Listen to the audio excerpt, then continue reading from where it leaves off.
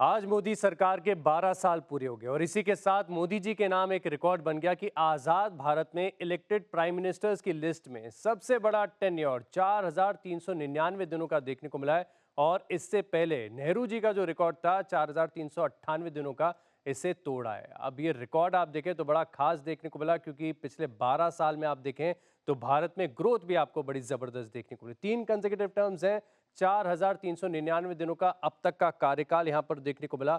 और इससे पहले जो प्राइम मिनिस्टर्स के रिकॉर्ड सबसे बड़े टेन्योर के लिहाज से हैं, तो जैसे कि मैंने बताया कि मोदी जी तो नंबर 1 पर चल रहे हैं, वहीं नेहरू जी 4,398 दिन और इंदिरा गांधी का 4,077 दिनों का रिकॉर्ड यहां पर टेन्योर के लिहाज से देखने को मिला। लेकिन ये पिछले 12 साल आप देखें तो भारत में ग्रोथ के लिहाज से बड़े सिग्निफिकेंट, बड़े इंपॉर्टेंट देखने को मिले, क्योंकि जीडीपी देखिए जहां पर 2.04 ट्रिलियन की थी 2014 में, अब फिलहाल के लिए आप देखें तो यहां पर आंकड़ा आपको करीब करीब 4.15 ट्रिलियन का देखने को मिला है। यानी मैसिव सर्ज है। और सर्ज इस प्रकार का है कि जो ग्लोबल रैंकिंग, पहले हम 10वें पायदान पर थे, अब ये आंकड़ा आपको देखने को मिला इंप्रूवमेंट के साथ 5वें स्थान पर ग्लोबल रैंकिंग जीडीपी के लिहाज से हम आ गए।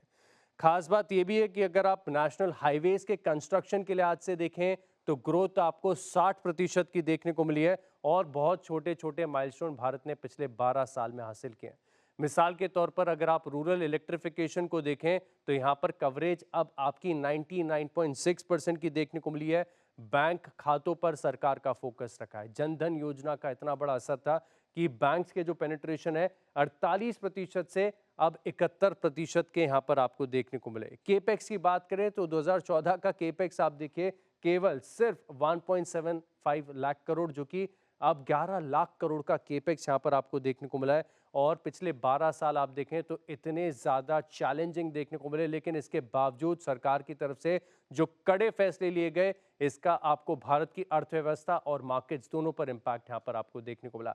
जीएसटी की क्रांति आई, जीएसटी को अपनाया, साथ में जीएसटी 2.0 के बेनिफिट्स आए, जिसका फायदा अक्रॉस कंज्यूमर्स और इंडस्ट्री यहां पर आपको देखने को मिला। मैन्युफैक्चरिंग 2014 से पहले देखें तो मिनिस्क्विल थी, ना के बराबर थी, लेकिन अब आप देखें जो पीएलआई के बेनिफिट्स अक्रॉस इंडस्ट्रीज दिए गए हैं, भारत अब मैन्युफैक्चरिंग में ग्लोबली तौर पर अपना दबदबा लगातार बनाता जा रहा है।